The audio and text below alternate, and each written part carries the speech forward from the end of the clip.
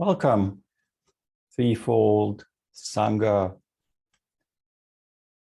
many-fold, unfold Sangha.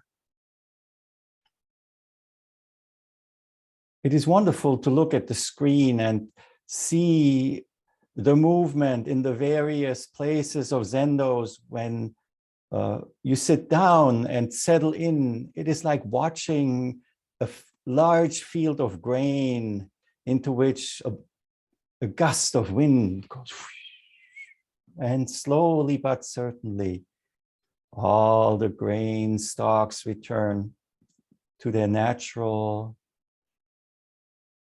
just being there, swaying a little bit back and forth. It's wonderful to see this sign of life, especially in a year or in this succession of years in which our faith in life, or the obvious demonstration of that is contrary to easy living, has been manifest. Nonetheless, here we are, all over the globe, all breathing, perceiving, listening, speaking, and engaging in this activity of practice, investigation of this great matter. It is already the end of November, and Thanksgiving is coming up very soon. And for that, today I would like to present or weave in one of the koans from the Record of the Empty Hall, which is the Kido Goroku, the collection of koans by our ancestor, Kido Chigu, who was the last Chinese ancestor of this Rinzai Zen lineage. And from the Kido Goroku, here is case number 45. I'm using an older translation here by Joel Hoffman. And there's a newer one with wonderful commentaries, also called The Record of the Empty Hall, 100 Classic Koans by Dosho Port. But today I'm using the Hoffman translation. So here's the koan. The title. Who rang the bell? One day, Master Youqi rang the bell for a lecture. When everyone had gathered, he asked, "Who rang the bell?"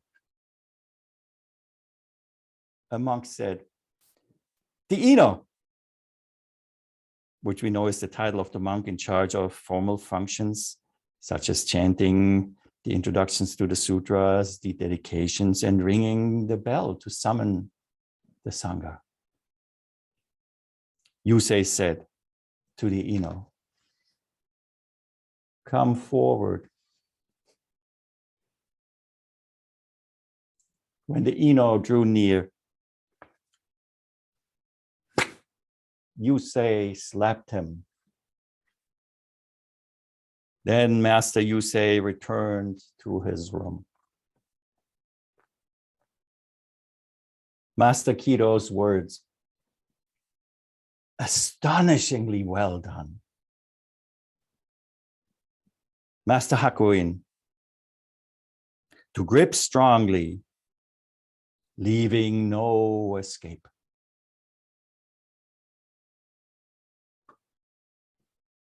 So this is the case.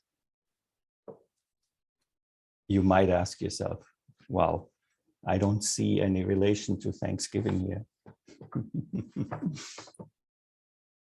But actually, from the way this koan spoke to me right from when I first saw it, it speaks to many of the aspects that we face in this context of Thanksgiving. There are a couple of things that are happening here. The master himself goes and rings the bell, setting the whole event up. It's a setup. Have you ever felt set up in your life?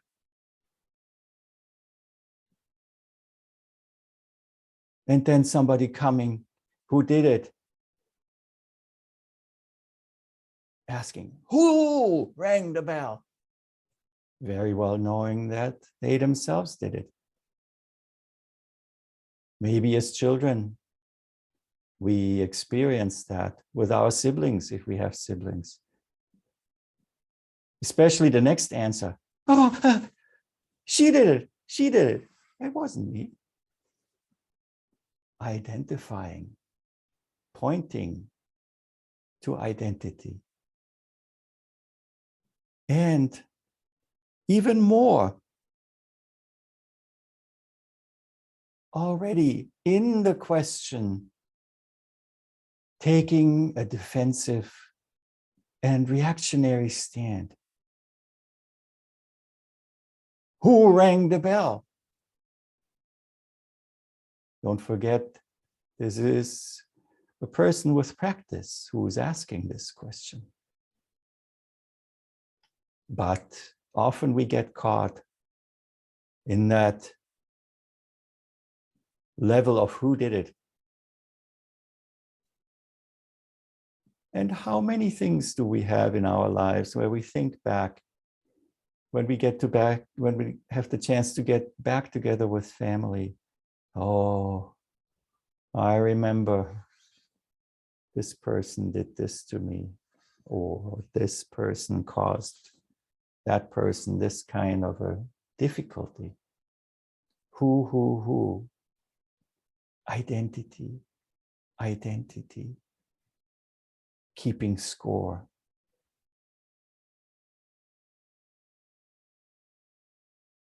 And the bell with its sound is such a wonderful manifestation of what is being spoken about. The sound of the bell,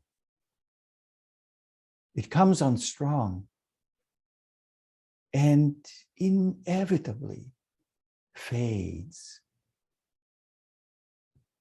So any one of us who is able to ring a bell, no matter what size, has the opportunity in that very act to forget themselves, to forget the identity, to forget about striking and listening, and just completely naturally return to that at ease position that the stalks of grain in the field return to when the wind subsides.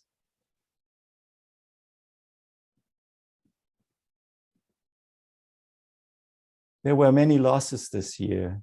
Some of us lost family members, very good acquaintances.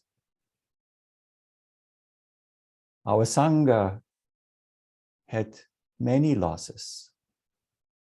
And Thanksgiving also includes thankfulness for having these wonderful bodhisattvas as part of our lives, and for us to recognize that in the way we act every day, we connect every day, we give life and continue to transmit the core of these unbroken lineages of compassionate hearts.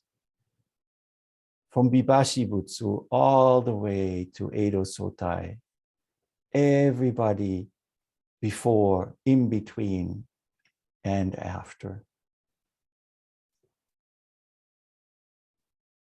So let us remember not to hold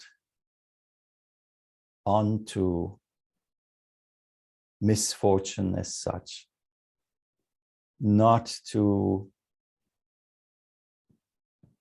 hold actions against people indefinitely, but at least arrive at the place where we can meet and say, thank you, I am glad that you are well.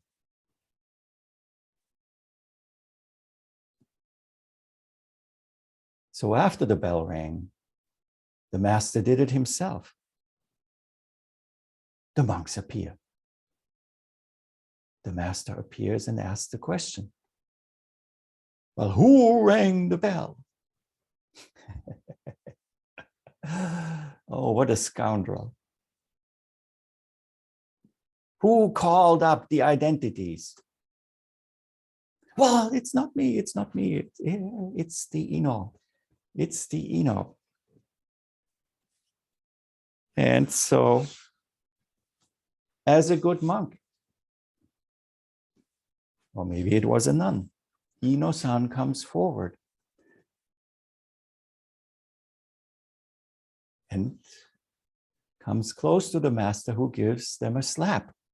Well, we don't have to think that they get slapped in the face. It just might be a... And of course, our minds think, oh yeah, here there comes the punishment not deserved by this recipient, who did not even touch the bell. But as a bodhisattva, as a student of the Dharma, as somebody who had made the 3 refuges their life, there is no question for that, of accepting or rejecting, but just fully meeting this relationship, the meeting, the coming together, just like that.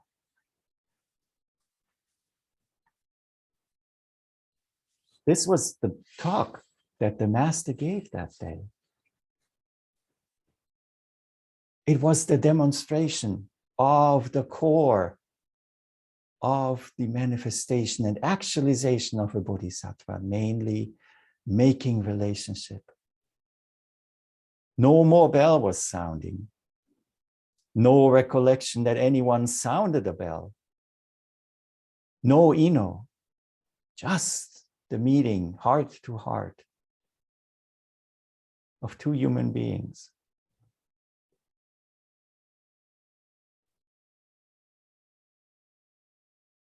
The officers in the various zendos know exactly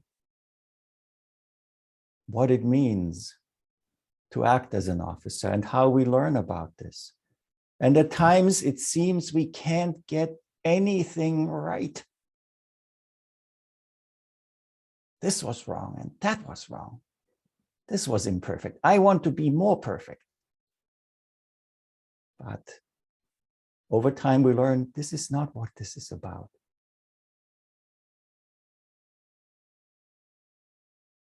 Quality of presence. Quality of being real, open, as the bodhisattva in what we do. Now, of course, please don't think that I'm encouraging you to just change the forms and not try to fill it out as it is as much as we can. No, that is not what is said here. It is not the free for all. Otherwise, why do we put on this 7-striped kesa when the bell rings? All of it has its place in it. But none of it is it as a separate idea, as a separate teaching, as a separate thing. And all of it only unfolds in this relationship that we have with each other, with life, with what we call the other. And no better time to dissolve that other than when we come together and are thankful for each other's existence. Some of us are in difficult situations, all different kinds.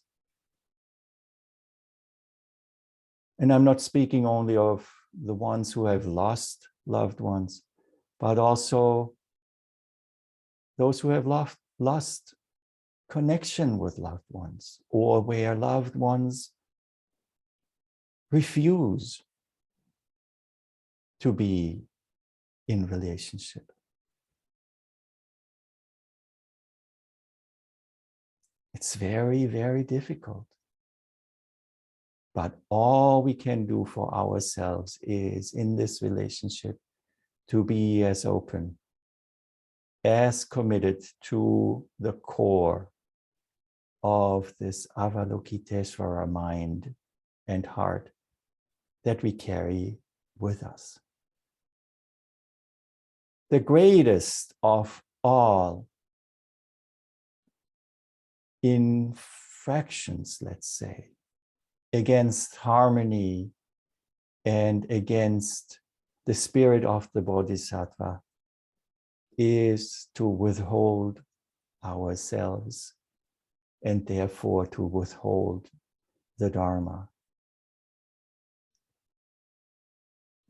So when the bell rings and somebody comes and asks, hey, who rang the bell? And you're pointed at, what will you do? Will you be like Ino-san, who will come forward and meet, free from past and future? Will you be the one who points the finger? No, it was him. No, it was her, not me. Defensive of some kind of identity or some kind of idea. Or will we be able to act as freely as Master Youqi himself, who with just one slap expressed it all and beyond? So at this Thanksgiving, let's all try to do astonishingly well. And let's all try to leave this kind of fixated identity behind and to lead with our presence, with our full-hearted presence of thankful openness, and to initiate with that. Words come later. But just reaching out your hand and wash it afterwards, of course, before you eat. But no matter what, from here to here is the true manifestation of this path.